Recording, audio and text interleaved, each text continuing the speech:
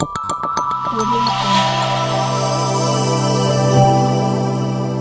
Jungle. السلام علیکم ګران دوستانو، زه همت ویلا سالار او تاسو ګورئ پښتو نیوز. نن یو ډیر مهم او خواشینونکی خبر درسره شریکوو چې د افغان کډوالو سره تړاو لري. پاکستانی حکومت ویلي چې هغه افغانان چې شناختي کارت یا قانوني کاغذونه نه لري هغوی باید پاکستان پرېږدي. حکومت وایي چې دا پریکړه د امنیت لپاره شوې ده او اوس له بې اسنادو خلکو سره سخت چلند کیږي. پولیس اوس په مختلفو خاونو کې د افغان کډوالو تلاش کوي.